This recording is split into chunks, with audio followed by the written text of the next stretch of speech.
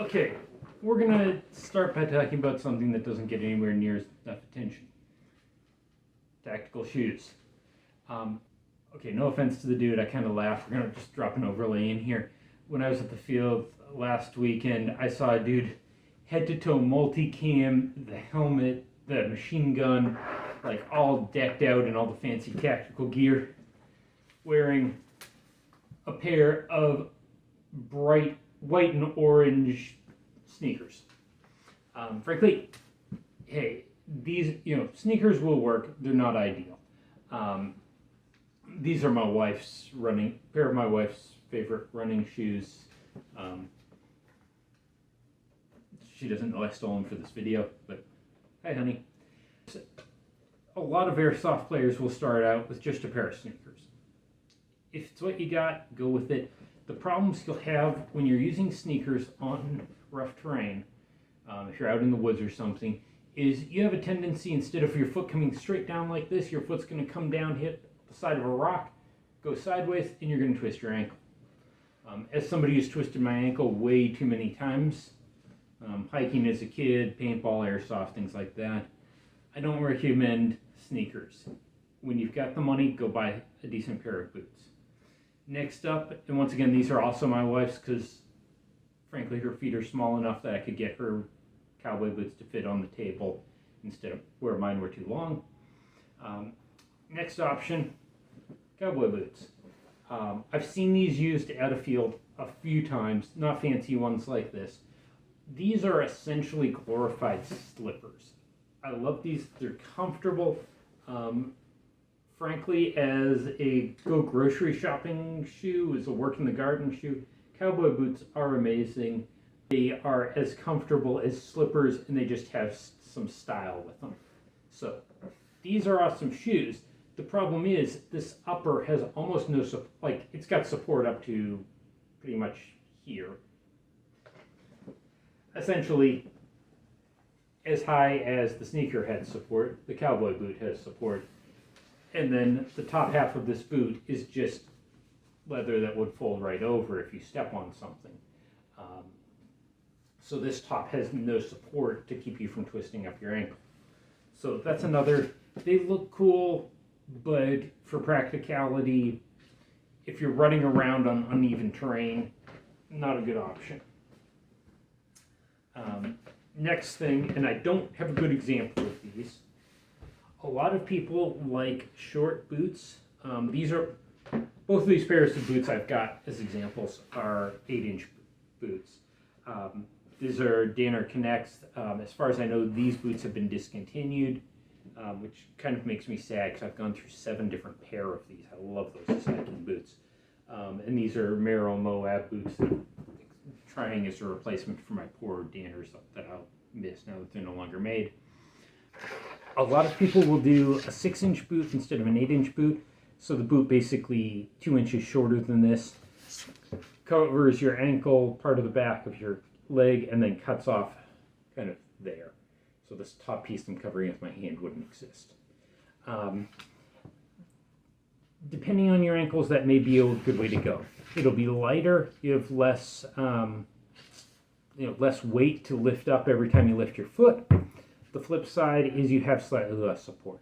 I found for me, I've had plenty of ankle injuries over the years, 6-inch boots, I used them twice. I sprained my ankle once out of those 2 days of play, so not the solution for me. I like 8-inch boots just for the extra height, the extra support, keeps me from getting all twisted up, because this is much more like, I can sort of bend them, but it takes a lot of effort.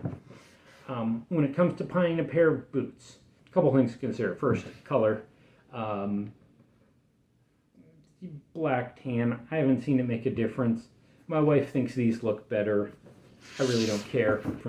I suppose if you were in a desert area completely, it might make sense to go with a tan boot instead of a brown boot, but as you can see, my black boots get really dusty really fast.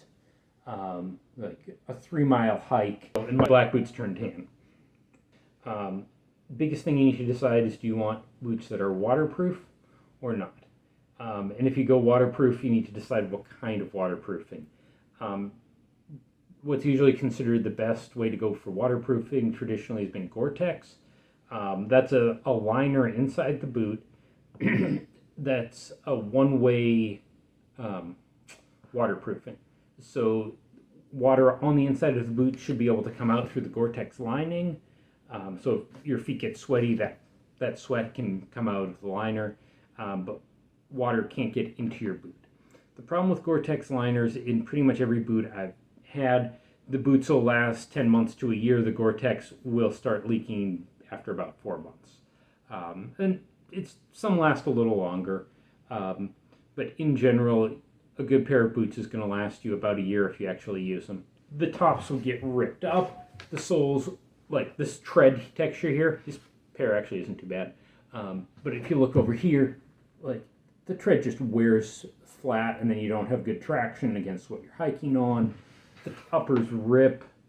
Once again, I'm looking at this one, I don't actually see much in the way of rips. There's some there.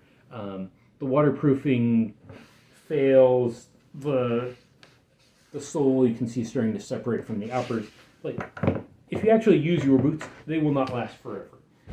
They should be thought of as being semi-disposable. And beyond that, so decide whether you want your boots to be waterproof or not.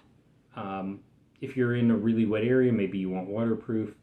If you're in an area that's really hot, maybe you'd rather have lighter weight boots that breathe better and skip the waterproofing. The other advantage, you can also get boots that drain and dry faster. The traditional jungle boots, the advantage of those is they dry faster. But in terms of fit, one thing to keep in mind is boots, all shoes really, don't come, like your traditional sizes, you see these are 10, I think they're 10s, yeah, 10. You have your traditional sizes and numbers that everyone's familiar with. Shoes also come in different widths. Usually a lot of places will call them wide and narrow. Companies that are more specific will actually give you a letter code to indicate how wide the shoe is, where A is really narrow, A, B, C, D, E, 2E, 3E, 4E, etc., where a 2E is a very wide boot. These Merrells are a 10 wide. They just call them wide or regular. And it's about 4E width. My foot's about a 2E width, so these are a little wide for me. If I look at the Danners, if I remember right, these are 10 2E. So the Danners, when the box says wide, they actually, the tongue will actually say the width is 2E.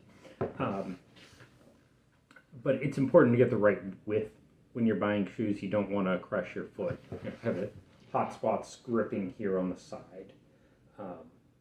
So that's something to keep in mind. You also don't want your foot like wiggling around. The boot should be really tight to your foot, practically glued onto your foot. A lot of boots I've seen have these side zips. Become popular over the last 10 years. Frankly, I find these utterly useless.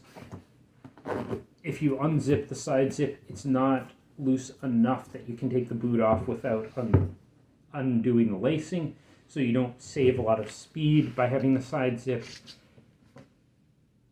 It's just kind of a useless gimmicky feature in my opinion. I've had boots with it, I've had boots without it. What you just saw in video will probably be the last time I ever mess with the side zip on these boots. It's going to just sit up here until the boots fall apart. I would highly recommend, if you're going to be playing airsoft or doing any other sort of tactical activities, get good quality boots that will support your ankles. Get things that are the right width for your feet. If you're in an area where waterproofing makes sense, take that into consideration. Think about whether you want a boot that's waterproof or something that's going to just be fast draining, or if you don't get your feet wet often enough, maybe you'd be fine without a waterproof boot. Also keep in mind, but also think about whether you want an 8-inch boot or just a short 6-inch boot. I should drop in a photo of what a 6-inch boot looks like for comparison. For me personally, with my ankles, I want the 8-inch boot. For you, a shorter boot might make sense. So hope that was meaningful for you as you're out shopping for footwear. And don't be that guy who's wearing the head-to-toe camo and all the fancy tactical gear and his bright sneakers.